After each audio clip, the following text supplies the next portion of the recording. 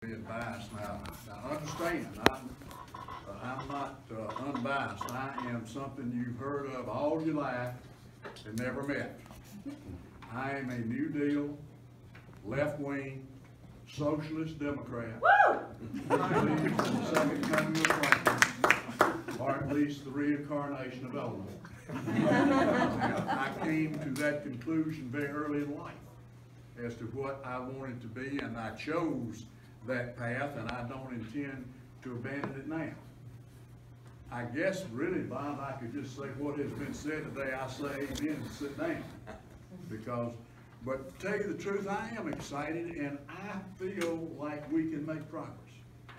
As I told the group a few weeks ago, something happened this summer at the National Democratic Convention that I have not seen in 50 years. Democrats were acting like Democrats. Do you ever get tired of Democrats who try to out-Republican the Republicans? I do. And so our folks are beginning to smell the coffee just a little bit and beginning to look at some things about what we've got to do to turn this country around and turn this state around.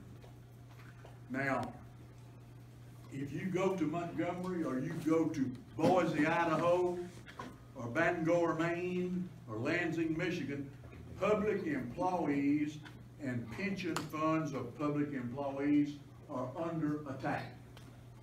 And folks, there's a very simple reason for that. The pension funds of public employees in this state, nation, are now in excess of $3 trillion. That's T, trillion with a T. I don't know how much money that is, Bob. I've never had over $100 in my pocket, so that's a sum that I do not understand. We're talking about $3 trillion. And we're talking about in the state of Alabama. How many of you heard the governor say, we just can't afford to take $1 billion a year for 3 years to expand Medicaid? This is just a horrible thing. Well, folks, do you know what the Alabama budget really is? You hear about the Education Trust Fund budget being 6.3 and the general fund budget being about $3 or $4 billion. You know what the real budget in Alabama is? $29 billion. Bob, take a guess at how much of that's federal dollars. A big chunk. 17.9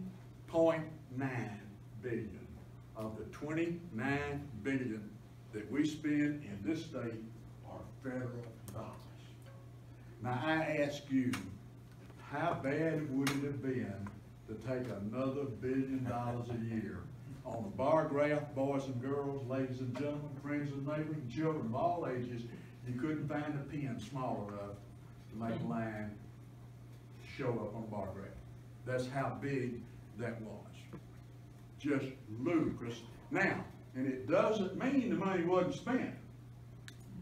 What it means is it was spent somewhere else, and that Alabama didn't get it.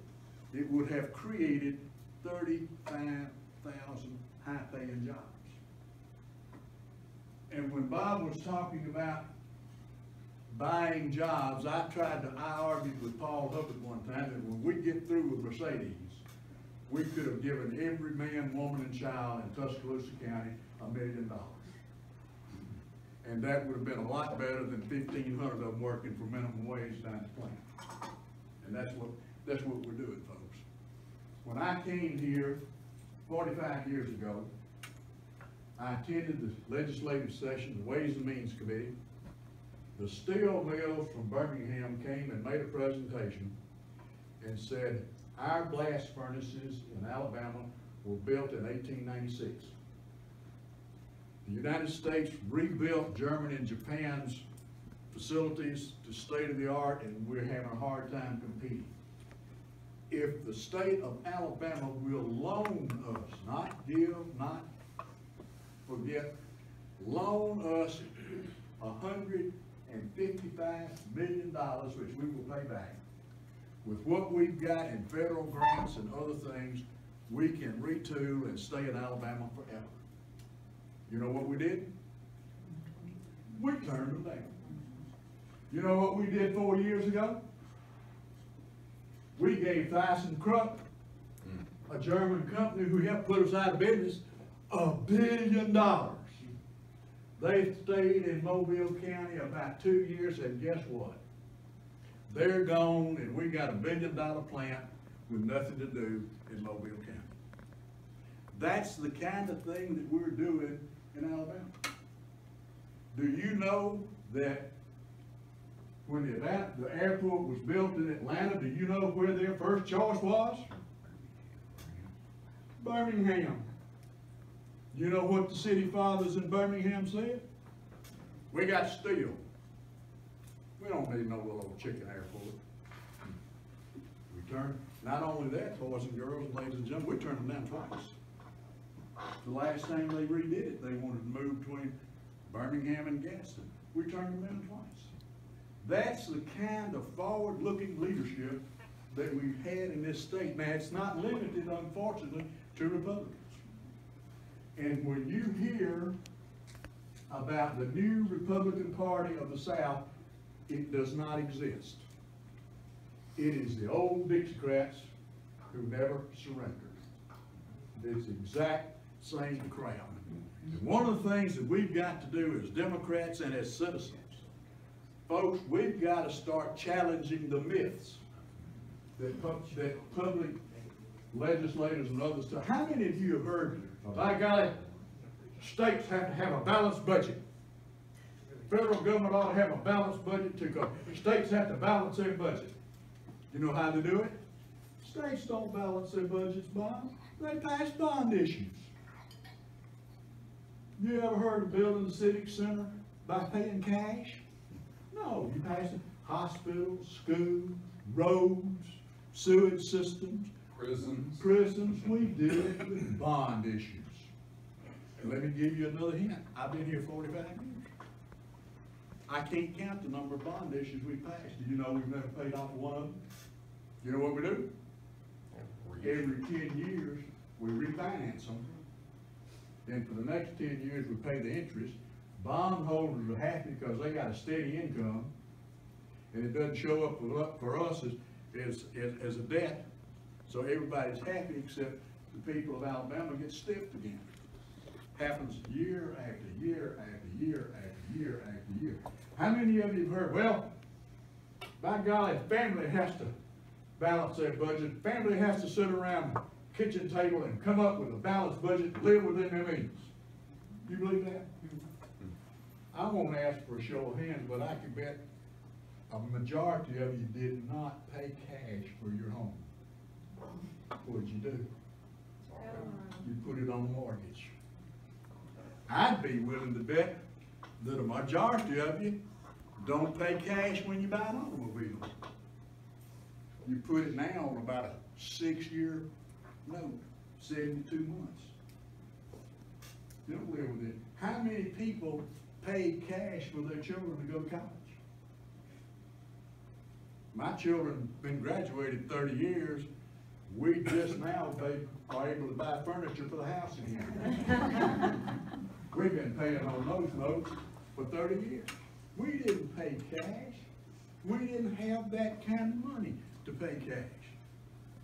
So these people are selling us a bill of goods, and we are letting them get away with it. Give you an example now. You look at the pension fund now. Do you know that Alabama, the retirement system of Alabama, now has over $30 billion in assets? Good news, public employees.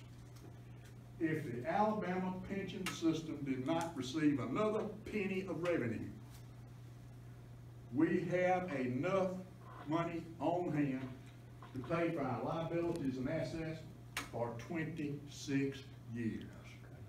Now, folks, I'm 77. That gives me a small amount of comfort to know that with 26 years, if they don't get another penny, they have enough money to pay off their liabilities.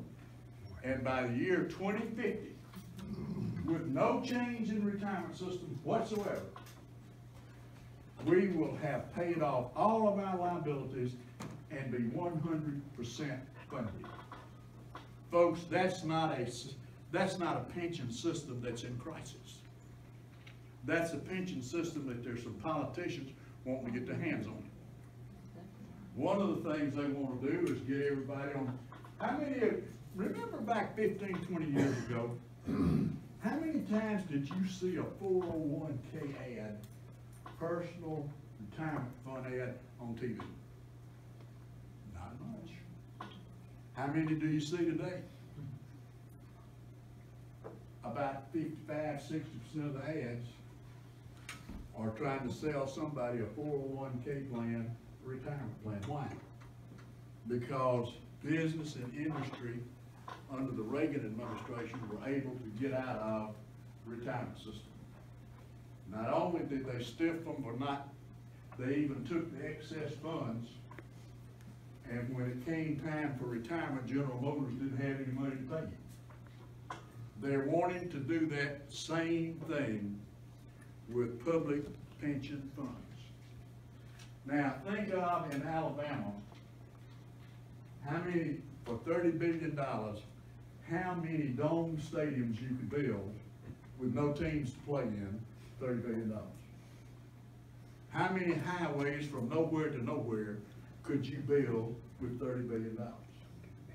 You could pay for a lot of things that look good and are shiny and people might like without raising taxes, but eventually all of that's going to fall on our economy. I attended a meeting last week. They formed another committee. We love commissions in Alabama. They formed a commission in the legislature with 14 folks on it, 7 senators, 7 representatives, to study taxation and budgeting in the state of Alabama. Folks, I can tell you that it is appalling and scary about what they don't know about taxation and budget. We had one senator from South Alabama said, well, I think what we need to do is eliminate the income tax and cut the corporate tax, and that'll solve our problems. That's like saying, I built a house for $300,000 and I'm paying $2,000 a month on the mortgage.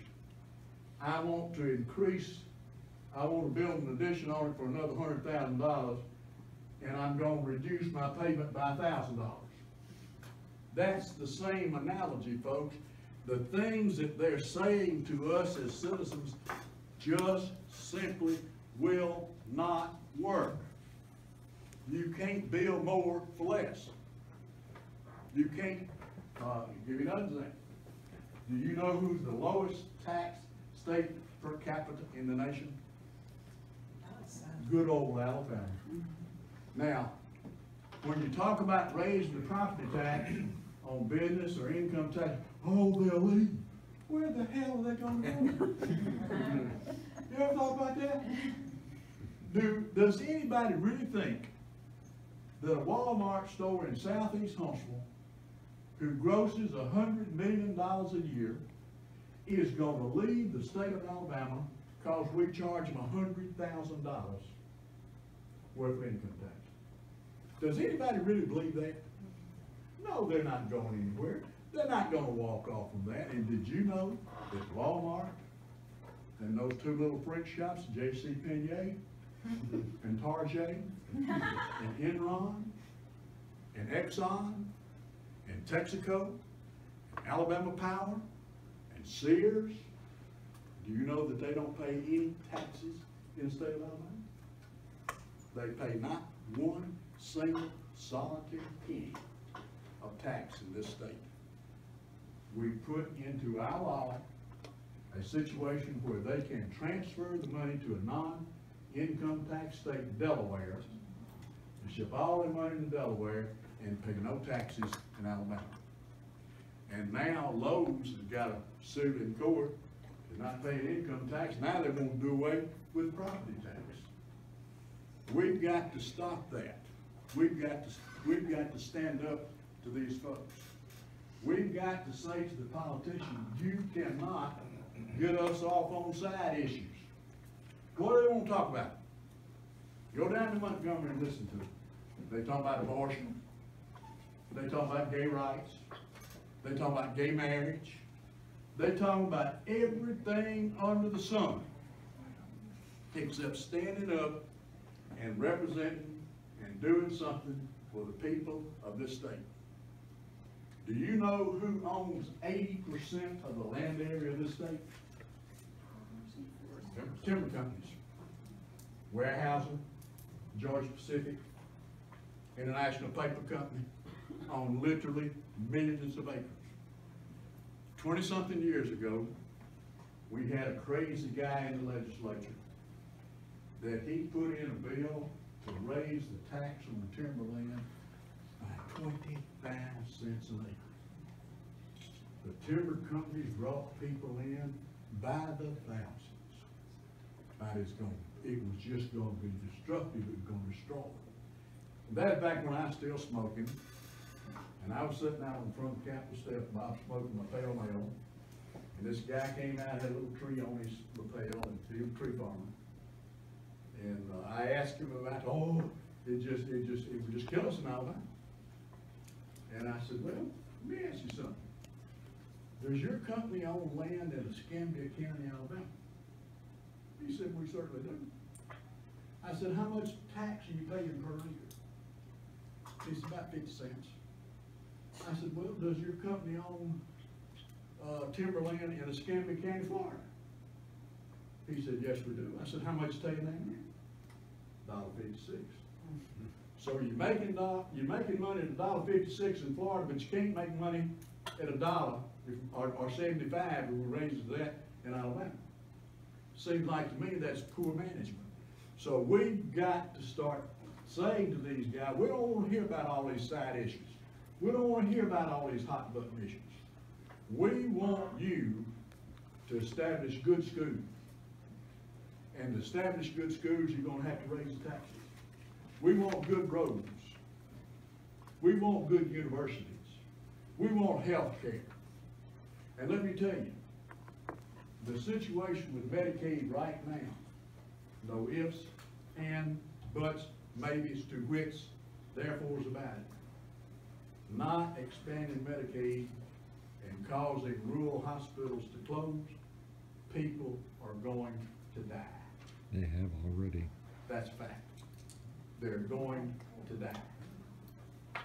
And you know, somehow or another we seem to be insensitive to these things. I'll tell this one story and then I'm going to sit down. But years ago, my two daughters were students at Samford University, Baptist School. And they have a very, very beautiful sanctuary. And they have convocation once a week. And they were at convocation, and this guy was speaking, and he said, young folks, last night, 40,000 children went to bed hungry in Alabama. And he paused, and I'm going to use the word he used. It's not a good word. He said, you know what? Nobody gives a shit. He said, my daughter said, they all record. And he said, young folks, you know what's wrong with what just happened? When I said 40,000 children went to bed hungry last night, you gave me no reaction. When I said that word in your beautiful sanctuary, you recall. Ladies and gentlemen, that sums up what's happening in Alabama. We're recoiling at the wrong things. We need to be concerned about what's happening to people in this state. And until we do, we're not going to be making any progress. We're on a beautiful place here today. But I'll make you a bet. I'll bet you within less than 5 miles from this spot we're standing in, I can show you obscene poverty and degradation. And nobody cares. That's what we've got to change. A society will be judged by 3 things. How it treats its very young, its very old, and its very poor. And right now in Alabama, we don't treat any of them very well.